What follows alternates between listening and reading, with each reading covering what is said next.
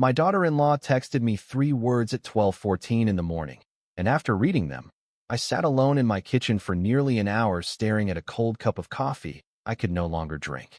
You're not invited. That was it. No explanation. No phone call. No respect. Just 3 words sent to a 74-year-old man who had quietly paid for almost every inch of his grandson's $72,000 baptism in downtown Boston. 20 minutes later, my son Christopher finally called me, his voice low and nervous like a man already ashamed of himself. "Dad, Amelia thinks it's better this way." I remember tightening my grip around the phone so hard my knuckles turned white. "Better for who?" I asked him. He didn't answer right away. Then he said something I will never forget for the rest of my life. "She says you don't really fit the atmosphere she's trying to create." Atmosphere. That was the word my own son used while talking about removing me from my grandson Noah's baptism, like I was an ugly chair somebody forgot to hide before guests arrived. I could hear voices in the background at their house. Women laughing. Champagne glasses clinking. Amelia giving orders to somebody about white roses and imported candles. Then I heard her voice clearly through the speaker. "Did he get the message?" Christopher whispered, "Yes." She laughed softly and said, "Good." I closed my eyes after hearing that. Not because I was angry, because something inside me broke so quietly I could actually feel it happen. Before I tell you what happened next, I just want to say this. If this story speaks to your heart, or if you've ever felt pushed aside by the very people you sacrificed your life for, then gently like this video and subscribe only if this story truly resonates with you. And wherever you're listening from tonight, leave your city, your country, and your local time in the comments. I always read them before bed. My name is Walter Hayes. I'm 74 years old, and the night my daughter-in-law decided I was too embarrassing to stand inside my grandson's church ceremony was the night everything inside my family finally began to unravel. The strange part is, none of them understood who I really was. Not anymore. And maybe that was my fault. You see, I've spent most of my life making sure other people looked important while I stayed invisible. I lived quietly in a brick townhouse near Beacon Hill after my wife Margaret passed away 6 years ago. Most mornings I walked 3 blocks to the same little coffee shop on Charles Street where the owner always had my black coffee ready before I even opened the door. Most people saw me as an old Catholic widower who wore outdated wool coats and drove a 12-year-old Lincoln with scratched rims. Amelia especially loved making comments about that car. 3 weeks before the baptism, she looked at it in disgust outside their brownstone and smiled at me in front of her friends. "Walter, you know there's valet parking, right?" One of her influencer friends laughed under her breath. Amelia adjusted her designer sunglasses and added, "I just don't want the neighbors thinking one of the caterers parked out front." Christopher immediately looked down at the sidewalk instead of at me. I remember forcing a smile and saying, "I'll park around the corner." "Thank you," she replied without even looking at me again. That was Amelia. Perfect hair, perfect smile, perfect social media family. Every photograph carefully staged like a luxury magazine spread. The baptism itself was becoming one giant performance. She had imported flowers from Italy, hired a string quartet from New York, reserved a ballroom overlooking Boston Harbor. Even the invitations had gold foil edges thick enough to feel like cardboard. But what nobody talked about publicly was who paid for it all. Me. Quietly. Always quietly. Christopher had lost nearly everything 2 years earlier after a bad investment deal nearly destroyed his law practice. I covered the debts without hesitation. I helped them keep the house. I paid their property taxes. I even wrote the deposit checks for this baptism after Amelia cried at my dining room table and told me she wanted one beautiful day for Noah. And now I was being erased from the photographs before the cameras even arrived. Around 1 o'clock that morning, after the call ended, I walked into my study and opened the old wooden desk Margaret bought me back in 1989. Inside was a black leather address book I hadn't touched in years. My hand hovered over it for a long moment. Then my phone buzzed again. Another text from Amelia. "Please don't make this difficult for Christopher tomorrow. We all agreed this is best." We all agreed. I stared at those words while rain tapped softly against the windows. Then I slowly opened the address book to a page I hadn't seen since before Noah was even born. And the moment I saw the first name written there, I realized something terrifying. Amelia had absolutely no idea whose world she had just stepped into. I sat there for a long time with that old leather address book open in front of me while the grandfather clock in my hallway kept ticking like it was counting down to something I could not stop anymore. The rain outside Boston had gotten heavier by then, sliding down the windows in slow, crooked lines while memories I had buried for years started creeping back into my mind one by one. Christopher used to sleep on my chest when he was little. Most people looking at him now would never believe that. They would see a polished corporate attorney in tailored Navy suits who shook hands with judges and drank $12 espresso downtown. But when he was 6 years old, he used to crawl into my lap every Sunday morning while I sat in my recliner reading the newspaper. "Dad," he would whisper, "do not go to work today." Back then, I owned a small non-profit fundraising company connected to several Catholic charities around Massachusetts. I worked impossible hours, sometimes 18-hour days during fundraising season. But every Friday night, no matter how exhausted I was, I brought home pizza from the same little place in Cambridge where the owner knew Christopher by name. "Extra pepperoni for the little guy?" he always asked me. Christopher would bounce in excitement all the way home holding the warm pizza box on his knees in the back seat of my old Buick. Those were the years before money changed everything, before appearances became more important than people. After Margaret died from ovarian cancer, something inside our family shifted slowly like a crack spreading through ice. Amelia entered Christopher's life about 18 months later. At first, I honestly tried to love her. She came from a difficult background in Rhode Island and spoke often about growing up embarrassed by hand-me-down clothes and overdue electric bills. The first Christmas she spent with us, she cried when she opened a pearl necklace I bought her. "Nobody has ever given me anything this beautiful before," she said quietly. I remember Margaret would have hugged her right then. Margaret always knew how to make people feel safe. But over the years, Amelia changed. Or maybe success simply revealed who she already was underneath. Her social media following exploded after one luxury home video went viral online. Suddenly, every dinner became a performance. Every holiday became a photo shoot.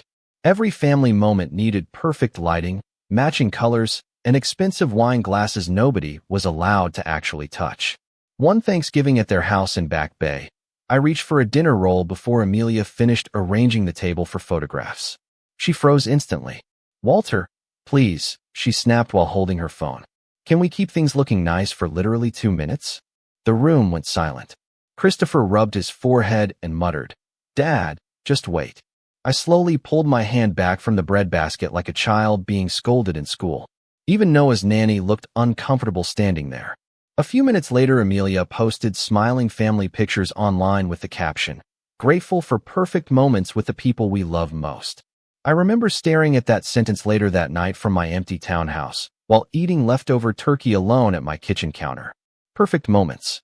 People we love most. Funny words when you know how a room actually felt before the camera flashed.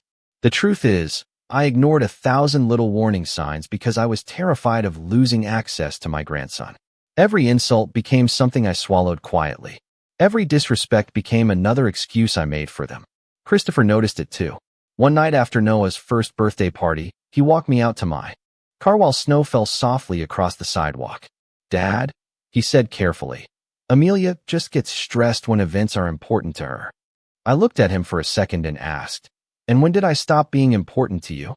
He opened his mouth, but nothing came out. That silence hurt more than any argument ever could. Back in my study, I finally turned another page in the address book and stopped at a familiar number written in faded blue ink. Eleanor Pierce. Even after 30 years, I still remembered it by heart. My fingers hovered above the phone while another memory suddenly hit me hard enough to make my stomach tighten.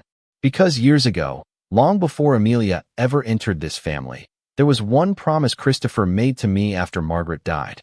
And in that moment, I realized he had just broken every single word of it. The promise Christopher made to me happened 3 days after Margaret's funeral.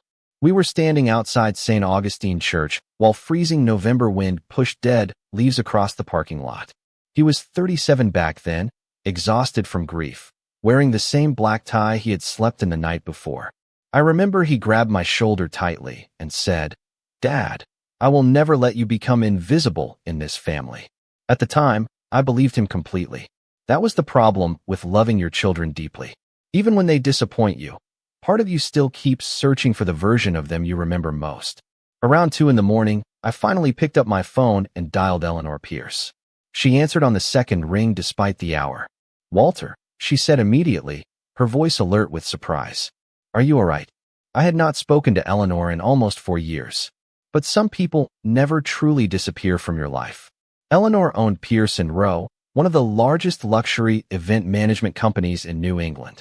Weddings, political fundraisers, charity galas, private church ceremonies for old-money Boston families. If something elegant happened anywhere between Cape Cod and Manhattan, Eleanor's people usually touched it somehow. "I need to ask you something," I said quietly. There was a long pause on the line. Then she replied carefully, "That's serious, huh?" I looked around my dark study while Margaret's old piano sat silently near the window. "Do you remember what you told me after your husband passed?" Eleanor exhaled softly. "I told you that if you ever needed anything, no matter how big, you call me first." "Good," I said, "because I think I finally do." The next morning, something unusual happened. For the first time in years, I stopped apologizing for existing. Usually after conflicts with Christopher and Amelia, I rushed to repair things. I sent flowers, wrote checks, bought gifts, smoothed over tension before anyone else felt uncomfortable. But that morning, I did none of it. I made coffee, fed the birds outside my kitchen window, put on one of Margaret's favorite jazz records. And when Christopher called me at 8:17 in the morning, I let the phone ring 3 full times before answering. "Dad," he said immediately, irritation already in his voice. "Amelia is upset you did not respond to her text." I stared out at the gray Boston sky and said calmly, "I did respond." Silence. "What does that mean?" he asked. "It means I received it." He sounded confused because this was not how our conversations usually worked. Normally, I softened everything for him. Normally, I carried the emotional weight for everyone else in the room. But not this time. "Dad," he said carefully, "please do not create more tension right now. The baptism is in 48 hours. I almost laughed at that. 48 hours. They still thought this was about one party, one ceremony, one embarrassing old man in a worn wool coat. They had no idea they were standing on top of decades of favors, loyalty, and quiet relationships built long before social media taught people to confuse appearance with character. Around noon, I drove into downtown Boston for lunch at a small Italian restaurant near the harbor where I had been eating for nearly 20 years. The hostess recognized me instantly. "Mr. Hayes," she smiled warmly. "Your usual table is ready." That simple kindness nearly broke me after everything from the night before. While I sat there eating clam chowder and fresh bread, my phone buzzed again. This time it was Amelia. Not a text. A photo. She had sent me a preview picture of the ballroom setup. Massive white floral arrangements, gold-trimmed tables, crystal chandeliers glowing above imported linen. Underneath the photo she wrote, "This is the level of elegance we are trying to maintain for Noah." I looked at that message for several seconds. Then, for the first time in years, I did something completely out of character. I did not absorb the insult quietly. I simply deleted the message without responding at all. That tiny decision felt strangely powerful, like the first crack appearing in a dam after decades of pressure. An hour later, as I was paying my bill, the restaurant owner suddenly rushed toward my table looking nervous. "Walter," he whispered, "I just got a very unusual phone call asking about you." I slowly looked up from my wallet. "Who called?" The owner hesitated before answering. "Someone from Pierce & Rowe." And the expression on his face told me something had already started moving behind the scenes. The moment the restaurant owner mentioned Pierce & Rowe, I knew Eleanor had already started making calls. The strange thing was, I had not even told her what happened yet. That was how people like Eleanor operated. They listened carefully. They noticed silence. And they understood what humiliation sounded like even when nobody said the word out loud. "Walter," the owner whispered nervously while glancing around the dining room. "Did something happen with the Hayes family event this weekend?" I slowly folded my receipt and slid it into my coat pocket. "Why would you ask that?" He hesitated before leaning closer. "Because someone from Pierce & Rowe called asking if I was still supplying desserts for the baptism brunch." My stomach tightened slightly. "And what did you say?" I told them yes. Then he lowered his voice even more. "They told me I should reconsider if I value future business relationships." I stared at him for several seconds without speaking. Not because I was shocked. Because for the first time in years, I realized something important. I was no longer the only person carrying the emotional weight of this family. Somewhere, behind the scenes, people were finally paying attention. By the time I drove back toward Beacon Hill, the sky had darkened into heavy gray clouds, and my phone would not stop vibrating. 3 missed calls from Christopher, 2 texts from Amelia, 1 voicemail from someone I did not recognize. I ignored all of them until I reached home. The moment I stepped inside my townhouse, the phone rang again. Christopher this time. I answered calmly. "Dad, what is going on?" he demanded immediately. "What do you mean?" I asked. "Do not do that right now. Amelia is freaking out. Vendors are suddenly asking strange questions. The florist just called saying there may be delays." I loosened my scarf slowly while listening to him pace somewhere on the other end of the call. "That sounds stressful," I replied quietly. "Dad," his voice hardened. "Did you tell people not to work the event?" "No, that part was technically true." Christopher exhaled sharply. "Then why is everybody acting weird all of a sudden?" I walked toward the kitchen window where rainwater slid across the glass. Maybe people are starting to understand the full story. Silence filled the line for several long seconds. Then he said something that genuinely stunned me. "Amelia told everyone you were becoming unstable." I felt my chest tighten instantly. "What?" "She said your grief has been affecting you more lately. She told people you were making emotional decisions and creating confusion around the event." For a moment, I could not even process the words. Unstable, emotional, confused. Suddenly, everything made sense. The careful distancing. The way people had been speaking to me differently for weeks. Even the awkward smiles at family dinners. Amelia had already built a version of me for other people to believe. An aging widower losing control of himself. A sad old man becoming difficult behind the scenes. Christopher continued talking, his voice defensive now. "Dad, she was only trying to avoid drama. By telling people I am mentally unstable?" I asked quietly. "That is not exactly what she meant." "Then what exactly did she mean?" He did not answer. Because deep down, he knew exactly what she had done. She had turned my silence into weakness, my grief into embarrassment, my age into something convenient to weaponize. I sat down slowly at the kitchen table where Margaret used to balance the checkbook every Sunday night. My hands suddenly felt cold. "Christopher," I said softly, "how long has she been saying these things about me?" Another silence.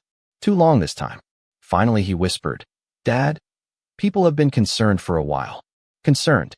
That word hit harder than any insult so far. Because concern sounds compassionate even while it destroys someone's reputation piece by piece. I closed my eyes and remembered every moment over the past year that suddenly felt different now. Conversations ending when I entered rooms. Amelia taking over financial discussions I used to handle myself. Friends asking me if I was sleeping enough. Even Father Benedict speaking unusually slowly to me after Margaret's anniversary Mass last month. Dear God, she had been planting this narrative quietly for much longer than I realized. "Dad," Christopher asked carefully, "say something." But I could not. Because in that moment, sitting alone in my dark kitchen while thunder rolled somewhere over Boston Harbor, I finally understood something devastating. This was never only about removing me from one ceremony. They were preparing to remove me from the family entirely. And just as that realization settled into my chest, my phone lit up again with a new message from Eleanor Pierce. 3 simple words. It has begun. By Thursday morning, the damage had spread far beyond my own family. I realized that when people started speaking to me with the careful tone usually reserved for someone fragile. Around 9 o'clock, I received a call from Father Benedict's assistant at St. Augustine Church. Her voice sounded overly gentle from the moment I answered. "Mr. Hayes, Father Benedict wanted me to check in and make sure you are feeling all right before Saturday." I stood silently in my kitchen, gripping the edge of the counter. "Feeling all right?" I repeated. "Yes," she said cautiously. There were concerns raised about stress levels surrounding the family gathering. Concerns raised. Even the church had heard it now. I looked across the room at Margaret's framed photograph sitting beside the fireplace and suddenly felt something deeper than anger. Shame. Not because I had done anything wrong, but because somebody had quietly built an entire story around me while I was still trying to protect the people responsible for it. I spent most of that day trying to fix things the old way, the way I always had. I called Christopher first, straight to voicemail. I called again an hour later. No answer. Around noon, I finally sent him a text. "Christopher, whatever Amelia believes, We should speak face to face before this gets worse. 10 minutes later, he replied with only one sentence. Dad, please give everyone space right now. Everyone. Not Amelia. Not himself. Everyone. As if I had somehow become a problem the family needed relief from. I stared at that message for several minutes before locking my phone. Later that afternoon, I drove to the florist warehouse in South Boston because I wanted at least one normal conversation with someone who still remembered who I actually was. The owner, Maria Alvarez, had known me for nearly 20 years. I helped pay for her daughter's private school tuition after her husband died unexpectedly back in 2011. When I walked into the warehouse, she froze for half a second after seeing me. That hesitation told me everything before she even spoke. Walter, she said quietly, wiping her hands on her apron. You should have called first. Why? I asked. Because I would have warned you not to come here today. I felt my chest tighten. What exactly have people been told? Maria looked genuinely uncomfortable. That you have been struggling emotionally since Margaret passed, and that the family is trying to keep things peaceful for the baby. The baby. Somehow Noah had become the excuse for all of it now. Maria lowered her voice carefully. Amelia said tensions have become unpredictable. I almost laughed hearing that word. Unpredictable. In 74 years of life, I had never once raised my voice at a family gathering. Never embarrassed anyone publicly. Never missed a birthday. Never forgotten an anniversary. I paid mortgages. Quietly. Covered medical bills quietly. Buried my wife quietly. Yet somehow I had become the unstable one because I finally stopped smiling through humiliation. Maria, I asked softly, do you believe that about me? Her eyes immediately filled with guilt. No, she whispered. But people talk, Walter. And once enough people repeat something, everybody becomes afraid to question it. That sentence stayed with me the entire drive home through Boston traffic. Everybody becomes afraid to question it. By evening, the isolation felt complete. My sister Evelyn called from Connecticut, sounding nervous. Walter, she began carefully. Christopher says the family is under tremendous pressure right now.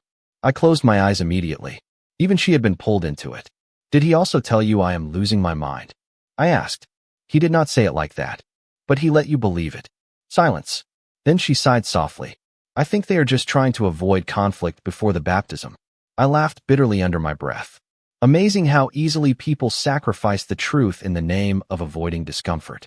After we hung up, I sat alone in my study while darkness settled across Beacon Hill outside my windows. No more calls came that night. No texts. No apologies. Just silence. Heavy silence. The kind that slowly convinces you the world has already moved on without you. Around 11 o'clock, I opened my email one last time hoping maybe Christopher had finally written something honest.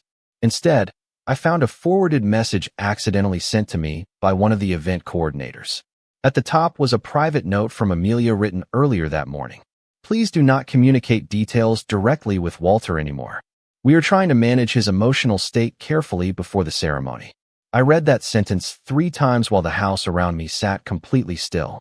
Then I quietly closed the laptop, turned off every light downstairs, and for the first time since Margaret died, my own home no longer felt like a place where I belonged. That night, I slept less than 2 hours. Around 3 in the morning, I found myself standing barefoot in the hallway outside the spare bedroom that still held most of Margaret's things exactly where she left them. Her blue winter scarf still hung beside the closet door. Her reading glasses still rested on the nightstand beside a half-finished mystery novel she never got to complete. Some losses never stop living inside a house. They simply grow quieter with time.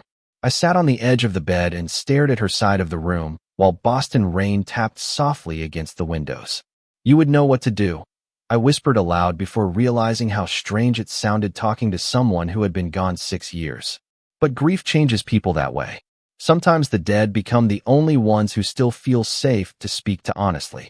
Around sunrise, I walked downstairs and opened the refrigerator out of habit more than hunger.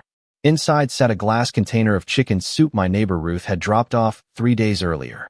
Ruth was 81, widowed, sharp as a knife, and somehow still managed to notice everything happening around her. She knocked on my door almost every Sunday afternoon pretending to ask about the Red Sox, while secretly checking whether I was eating properly. At 10 that morning, she appeared again carrying fresh blueberry muffins wrapped in a dish towel. The moment she saw my face, She frowned. "Walter Hayes," she said quietly. "What in the world happened to you?" I tried giving the usual answer. "I am fine." She stared at me for about 2 seconds before walking straight into the kitchen without permission. "No, you are not." I sat down heavily at the table while she poured coffee into 2 mugs. The smell instantly reminded me of mornings with Margaret, and suddenly my throat tightened so badly I could barely speak. Ruth sat across from me silently until I finally handed her my phone. She read the messages slowly one by one. The texts, the email, the comments about my emotional state, the requests to keep distance from me. When she finished, she removed her glasses carefully and said the one thing nobody else had dared say out loud. "They are rewriting you." I looked up at her immediately. "What?" "That is what people do when they need to justify hurting someone decent. They rewrite who that person is." I sat there frozen because deep down I knew she was right. Amelia was not only excluding me from one family event. She was slowly replacing the real version of me with a more convenient one. An unstable old widower. A burden. A complication.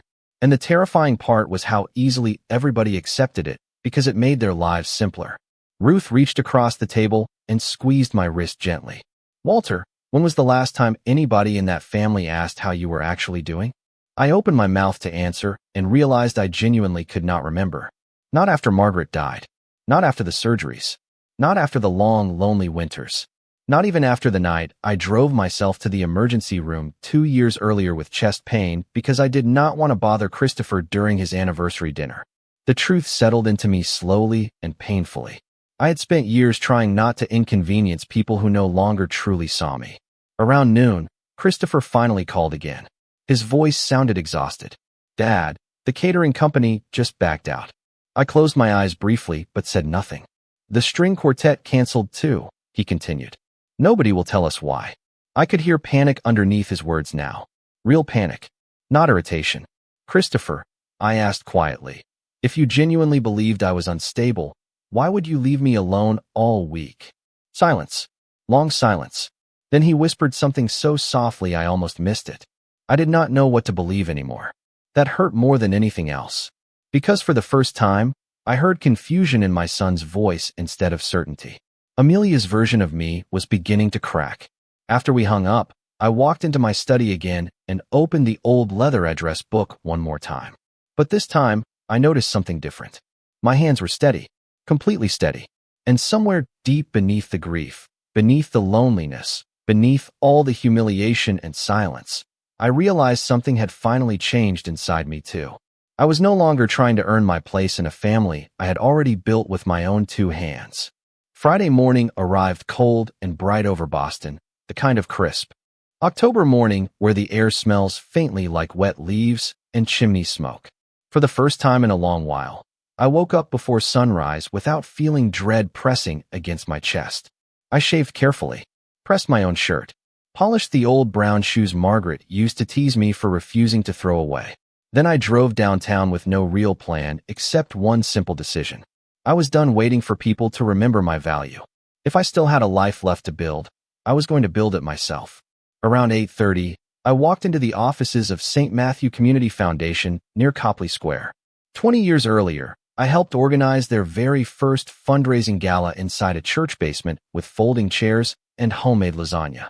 Now the foundation occupied 3 floors of a renovated brick building overlooking the city. A young receptionist looked up as I entered. "Can I help you, sir?" Before I could answer, an older voice suddenly echoed from the hallway. "Walter Hayes." I turned and saw David Mercer hurrying toward me with absolute disbelief on his face. David was 62 now, silver-haired, expensive suit, chairman of the entire foundation board. But the moment he reached me, he hugged me so tightly I nearly lost balance. "My God," he laughed warmly. "Do you know how many years it has been?" People nearby stopped and stared while David pulled me toward his office like family returning home. "Coffee," he shouted toward his assistant. "And clear my next meeting." Inside his office, sunlight poured across shelves lined with donor plaques and framed charity photographs stretching back decades. Half of those events existed because I built them from nothing. David sat across from me smiling. "You vanished after Margaret passed," he said softly. "We all worried about you." That sentence hit differently than the fake concern I had heard all week. This sounded real, human, honest.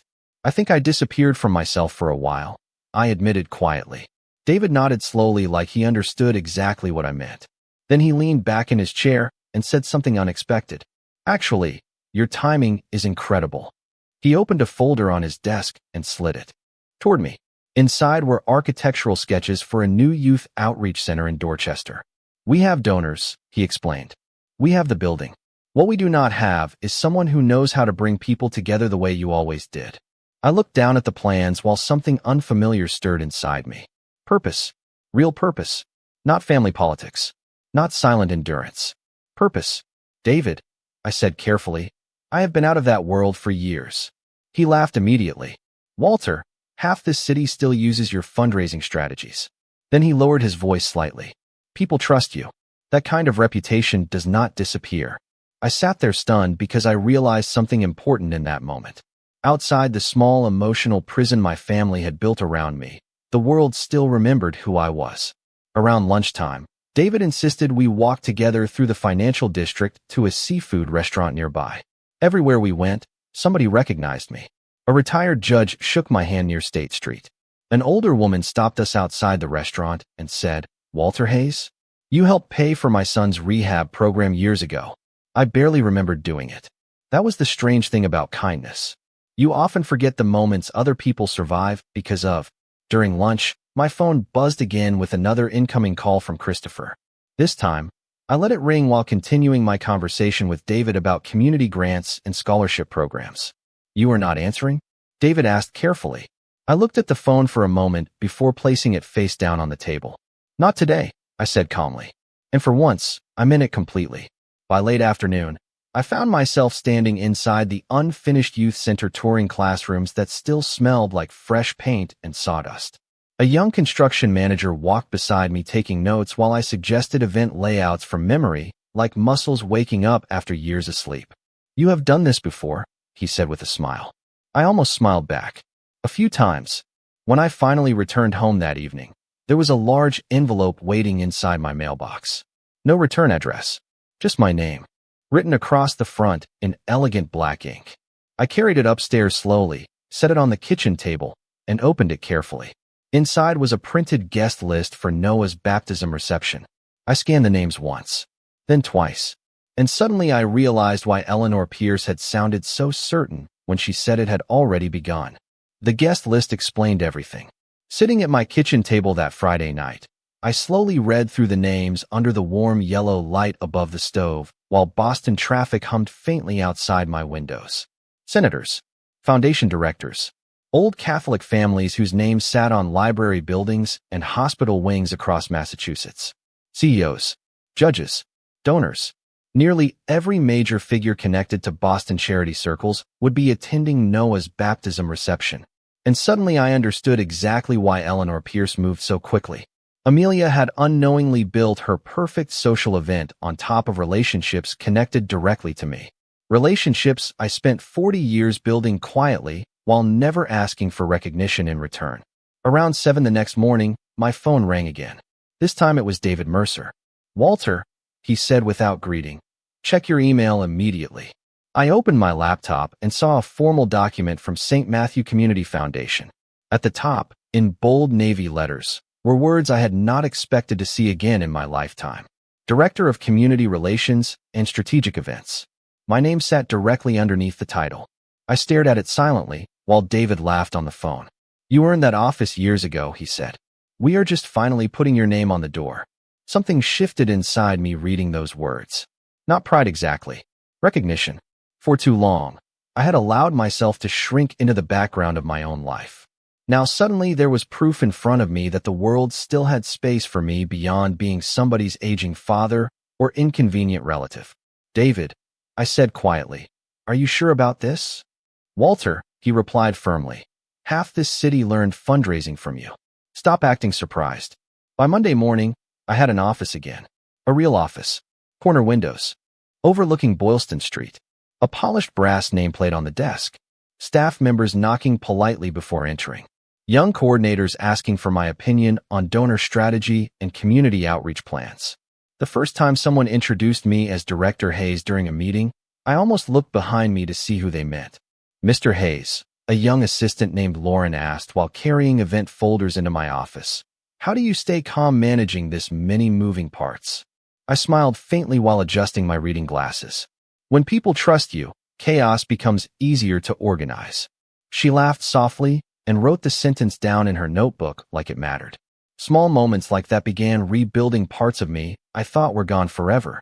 Every day that week, I walked through downtown Boston wearing pressed suits again instead of hiding inside grief and silence. Every elevator conversation, every handshake, every meeting slowly reminded me of the man I used to be before loss convinced me my usefulness had expired. Even my posture changed. Ruth noticed it immediately when she stopped by Tuesday evening, carrying grocery bags. Well, she said while looking me over carefully, somebody finally came back from the dead. I laughed harder than I had in months. Is it that obvious? Walter, she replied while unpacking tomatoes onto the counter. You are standing differently. The strange thing was, she was right. I no longer felt like I was waiting for permission to exist. Wednesday afternoon, I attended my first public foundation luncheon in years at a hotel near Boston Common. The ballroom buzzed with conversation and silverware, while waiters moved between tables carrying trays of coffee and lobster rolls. As I crossed the room, people kept stopping me. Walter Hayes, we heard you were back. Walter, congratulations on St. Matthew. Walter, we should talk about partnering again. Again. That word stayed with me. Not pity, not concern, respect. During the luncheon, an older donor leaned toward me and said quietly, you know, this city still remembers who built half these charity networks. I nodded politely, but deep down I realized something important. Amelia had mistaken silence for weakness because she only understood visible power. She never understood the kind that lives quietly inside loyalty, memory, and gratitude built over decades. Later that evening, as I returned home carrying a leather portfolio filled with project plans and donor proposals, my phone buzzed again. Christopher. I stood outside my townhouse for several seconds staring at his name glowing against the dark screen. For the first time in days, I did not feel anger when I saw it. I felt distance. Calm distance. I finally answered. His voice sounded exhausted the moment he spoke. Dad, he said quietly, you need to come to the church tomorrow morning. I looked up at the cold Boston sky while autumn wind moved through the trees along the sidewalk. Why? There was a long pause before he answered. Because everything is falling apart. Thursday morning arrived cold and painfully quiet. The city felt suspended under low gray clouds as I drove towards St. Augustine Church through nearly empty Boston streets. My hands rested calmly on the steering wheel of my old Lincoln while soft jazz played through the speakers. A week earlier, I would have spent this drive rehearsing apologies in my head, wondering how to make everyone comfortable again, wondering how to shrink myself enough to fit peacefully inside other people's expectations. But that version of me was gone now. As I turned onto Commonwealth Avenue, my phone buzzed again with another incoming call from Christopher. This time I answered immediately. Where are you? He asked, his voice strained and uneven. About 10 minutes away. I could hear noise behind him. Voices. Footsteps. Somebody crying softly. Dad? He said carefully. Please, just come inside before Amelia sees you. I frowned slightly. Why would that matter? He hesitated too long before answering. Because things are already bad enough. The line went dead after that. When I arrived at the church parking lot, I immediately noticed something was wrong. Half the vendor vans were missing. No floral crew unloading arrangements. No catering trucks. No valet attendants. The massive white tent that was supposed to be installed beside the reception hall had not even been assembled yet. A young event assistant stood near the entrance frantically typing into her phone, while another worker pushed empty folding carts across wet pavement. The entire atmosphere felt tense and unfinished. Fragile. I stepped out of the car slowly and adjusted my coat collar against the cold wind. The church bells rang softly overhead, while people moved nervously in every direction. Nobody noticed me at first. Then suddenly one of the coordinators froze after recognizing me. Mr. Hayes, she whispered quietly. Another worker turned immediately toward me. Then another. Strange how quickly energy changes in a room when people realize the person they underestimated is no longer powerless. Christopher appeared at the church entrance moments later looking exhausted. His tie hung loose around his neck and dark circles sat beneath his eyes like bruises from sleepless nights. For a second, he just stared at me standing there calmly beside my car. "You came," he said softly. "You asked me to." He rubbed both hands across his face and looked away toward the unfinished setup. "The ballroom canceled last night. I heard. The replacement caterer backed out this morning too." I nodded quietly, but said nothing. Christopher studied my face carefully like he was trying to understand something for the first time. "Dad," he asked slowly, "who exactly have you been talking to?" Before I could answer, the church doors suddenly swung open hard enough to echo through the courtyard. Amelia stepped outside wearing an expensive cream-colored coat and dark sunglasses despite the cloudy weather. Even from 30 feet away, I could see panic beneath her polished appearance. She stopped the moment she saw me standing there. "Why is he here?" She snapped toward Christopher immediately. "Not hello. Not anything human. Just accusation." Christopher lowered his voice. "I asked him to come." Amelia laughed sharply in disbelief. "Are you serious right now?" Several nearby staff members instantly looked away, pretending not to listen. She marched toward us across the stone walkway, heels striking hard against wet pavement.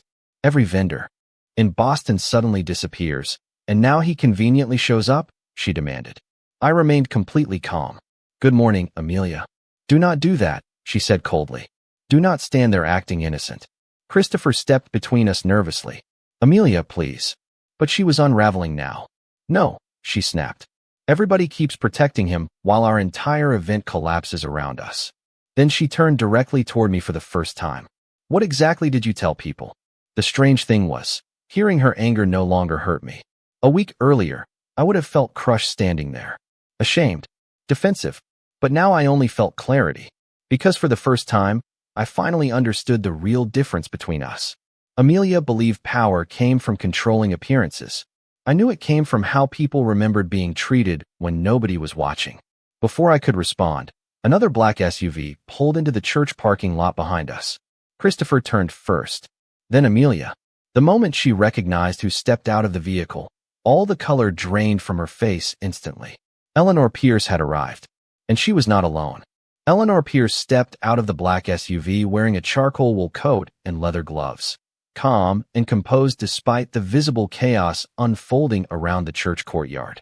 Beside her walked two senior coordinators carrying folders and tablets, while several nearby staff members immediately straightened their posture the moment they recognized her. Amelia's expression changed instantly. Panic mixed with confusion. "Why is she here?" she whispered under her breath. Eleanor closed the car door slowly before looking directly at me. "Walter," she said warmly, "I hope we are not late." Then, without hesitation, she kissed my cheek like family. I saw Christopher freeze beside me. Amelia looked between us in complete disbelief. "You know each other?" she asked sharply. Eleanor turned toward her with polite surprise. "Know each other?" She smiled faintly. "Amelia, Walter Hayes practically built half the charitable event network in this city." Silence spread through the courtyard so quickly it almost felt physical. Even the workers unloading equipment nearby had stopped moving. Amelia blinked several times like she genuinely thought she had misheard. "I do not understand," she said carefully. Eleanor removed her gloves one finger at a time, perfectly calm. "Pierce and Rowe would not even exist without Walter." Christopher slowly turned toward me. "Dad, what is she talking about?" I kept my voice steady. 32 years ago, Eleanor's husband died unexpectedly. She was left with debt, 2 small children, and a failing event company. Eleanor nodded softly beside me. "Walter organized our first charity gala himself because nobody else believed we would survive financially." She looked directly at Christopher then. "Your father spent weeks finding donors for us, while still taking care of your mother during chemotherapy." Christopher's face lost color immediately. "You never told me that," he whispered toward me. "You never asked," I replied quietly. Amelia crossed her arms tightly, defensive walls rising again. "Even if that is true, what does it have to do with today?" Eleanor looked at her carefully for several long seconds before answering. "Everything." Then she opened one of the folders her assistant carried and handed it directly to Christopher. "These are the vendors who withdrew." Christopher flipped through the pages slowly.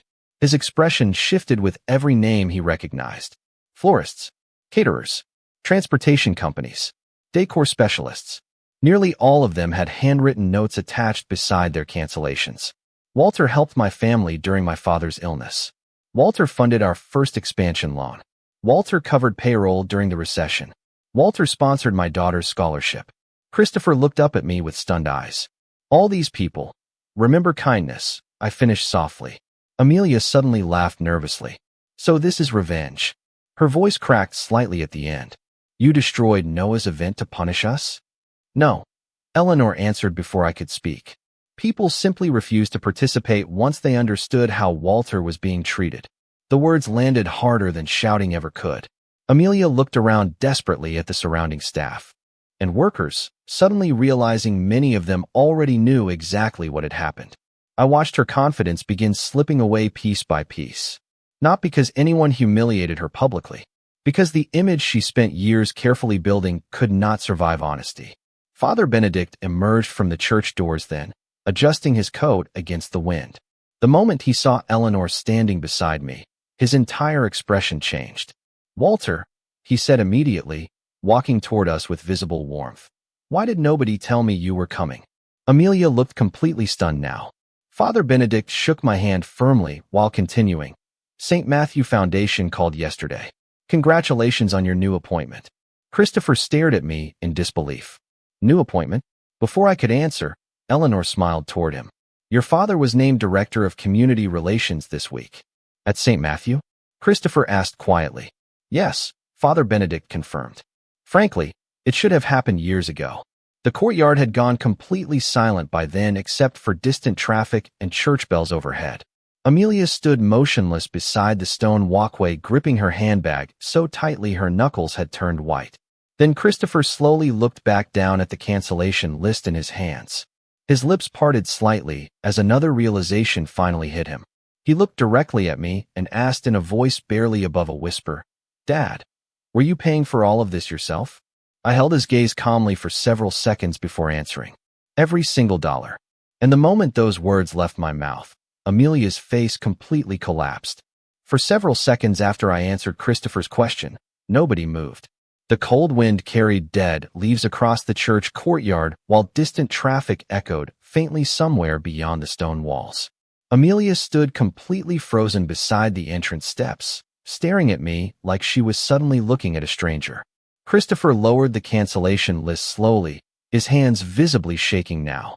Dad, he said carefully, why would you keep that from us? I looked at him quietly before answering. Because helping. Family is not supposed to come with invoices. That sentence hit him harder than anger ever could. I saw it immediately in his face. The guilt, the confusion, the realization that while they were managing appearances, I had been carrying responsibilities none of them even noticed anymore.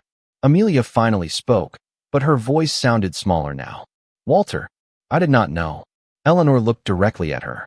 That is the problem, she said calmly. You never cared enough to ask. Amelia opened her mouth to defend herself, but stopped. Because there was nothing left to say that did not sound hollow standing in front of people who now understood the full picture.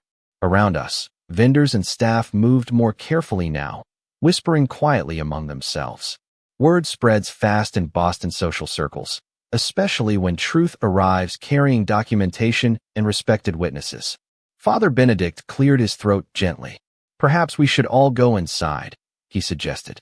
But Christopher did not move. He kept staring at me with the same stunned expression. You paid for the church donation too? He asked. I nodded once. And the reception deposit? Yes. The catering? Yes. He swallowed hard. The transportation? Christopher, I said softly. I paid for the entire weekend. He looked away immediately after hearing that, ashamed in a way I had never seen before. Then something unexpected happened. Amelia slowly removed her sunglasses, and for the first time since I had known her, she looked genuinely frightened instead of polished. Walter, she said quietly, I never wanted things to become this ugly. I studied her face carefully before answering. Ugly does not begin when people finally tell the truth. Ugly begins when kindness is mistaken for weakness. Nobody spoke after that, not even Eleanor. Because deep down, everyone standing there understood I was no longer speaking only about the baptism. I was speaking about years of silence. Years of shrinking myself to keep peace inside relationships that slowly erased me anyway. Christopher finally stepped closer toward me. "Dad," he whispered, "why did you never tell me what people were saying about you?" I almost laughed, hearing that question. "I tried," I answered gently. "But every time I spoke, somebody explained my feelings back to me instead." His eyes filled instantly with shame. "I thought I was protecting my family." "No," I said calmly. "You were protecting comfort." That sentence stayed hanging in the cold morning air between us. Amelia looked down at the stone pavement beneath her heels while tears quietly gathered in her eyes. But even then, I did not feel satisfaction watching her break down. Just exhaustion. Deep exhaustion. Because no amount of revelation could give me back the years I spent feeling invisible inside my own family. Father Benedict eventually placed a hand on Christopher's shoulder. "The ceremony can still happen," he said gently. "Perhaps not exactly as planned, but maybe that is all right." Christopher nodded slowly without taking his eyes off me. Then he asked the question I think he had been avoiding all week. "Dad, are you still coming?" The old version of me would have answered immediately. The old version would have rushed to comfort everyone else again. But I was not that man anymore. I looked toward the church doors where guests had started quietly gathering inside beneath stained glass windows and candlelight. Then I turned back toward my son. "I will attend Noah's baptism," I said evenly. "But after today, things between us cannot continue the way they were before." Christopher looked like somebody had punched the air from his lungs. Amelia wiped quickly at her eyes and whispered, "Walter, please." I raised my hand gently, stopping her without anger. "No more managing me," I said quietly. "No more speaking for me. No more deciding my value based on whether I fit into a photograph." The silence after that felt enormous. Christopher nodded slowly, tears finally slipping down his face as understanding settled fully into him for the first time. But even standing there with truth finally exposed and power finally shifted, I realized something painful remained unfinished between us. Because forgiveness and trust are not the same thing. And I still did not know whether our family remembered the difference. The baptism itself ended up being much smaller than anyone originally planned. No luxury ballroom overlooking the harbor. No imported flower walls. No orchestra waiting beneath crystal chandeliers. Just a quiet ceremony inside St. Augustine Church with soft candlelight flickering against old stone walls while rain drifted gently outside across Boston streets. And honestly, by the time Father Benedict lifted Noah in his arms near the altar, none of the missing extravagance mattered anymore. What remained felt real for the first time in a very long while. I sat quietly near the front pew while Noah rested against Christopher's shoulder, wearing a simple white baptism gown Margaret had sewn years ago before she passed.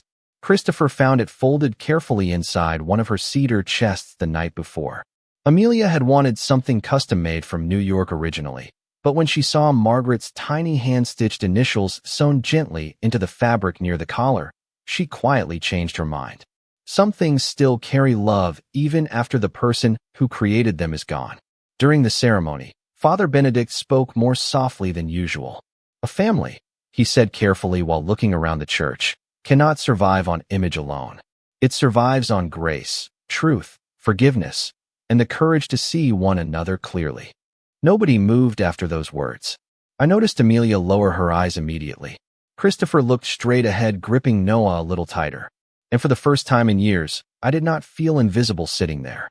After the service ended, guests slowly filtered outside into the cold afternoon while church bells echoed above us. Eleanor hugged me before leaving. "You handled this with more dignity than most people ever could," she whispered. I smiled faintly. "I am still learning." "We all are," she replied. Christopher approached me about 10 minutes later while Amelia stood several feet behind him, holding Noah wrapped in a cream-colored blanket. My son looked exhausted but honest in a way I had not seen for years. "Dad," he said quietly, "I know saying sorry does not fix this." I nodded once. "No, it does not." He swallowed hard before continuing. "But I want to try rebuilding things correctly this time." For a moment, neither of us spoke. Then Amelia slowly stepped forward too. Her voice trembled slightly when she finally spoke. "Walter, I spent so much time trying to control how everything looked that I stopped paying attention to who people actually were." I could see tears sitting in her eyes, but she did not hide from them anymore. "I was wrong about you," she whispered. "No," I answered gently. "You were wrong about what gives people value." That difference mattered, more than any of them realized. Before leaving, Christopher handed Noah carefully into my arms. My grandson immediately wrapped his tiny fingers around mine without hesitation.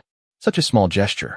But standing there beneath gray Boston skies with church bells fading into the distance, it felt like something inside my life finally settled peacefully back into place.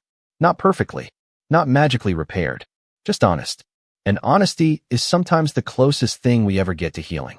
These days, life feels quieter in the best possible way.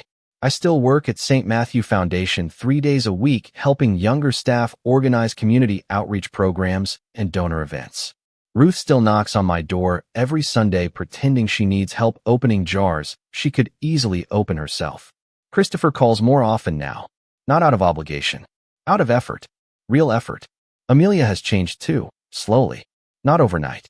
Real growth rarely happens that way. But last month she showed up at my townhouse carrying homemade soup and no camera crew, no social media posts, no performance attached to it. Just soup. Just a human being trying to reconnect. And maybe that matters more than perfect apologies ever could. If there is one thing this experience taught me, it is this. Never let loneliness convince you that you must accept disrespect to keep people close. Protect your finances. Protect your peace. Protect your sense of self. Because the moment you allow others to define your worth, you slowly disappear inside their version of you. Sometimes God, or life, or the universe, if that is what you believe in, will allow painful truths to surface not to destroy you, but to return you to yourself. And if somebody listening tonight feels forgotten inside their own family, marriage, friendship, or home, I want you to hear this clearly from me. You are not difficult for needing dignity. You are not selfish for creating boundaries. And you are not weak for finally choosing peace over performance. My name is Walter Hayes. I am 74 years old. And the core lesson I want to leave with you is this. Never trade your self-respect for temporary acceptance, because the people who truly love you will never require you to shrink in order to belong. Thank you for sitting with me through this story tonight. Truly, there are millions of people in this world carrying silent heartbreak behind polite smiles. And if this story made you feel a little less alone, then maybe something good came from all of it after all. If this journey touched your heart in some way, leave a comment sharing where you are listening from tonight and what part of this story stayed with you most. And if you choose to subscribe and continue walking through these stories with us, I hope you know how deeply appreciated that is. Somewhere in the next story, there may be another father, another mother, another wounded soul quietly trying to find themselves again. And maybe together, one story at a time, we all remember that it is never too late to reclaim the life we almost lost while trying to keep everybody else comfortable. On the table beside my front window tonight sits Noah's tiny baptism candle next to Margaret's old blue scarf. The flame is small, steady, and warm against the dark Boston evening outside. And somehow, after everything, that feels like enough.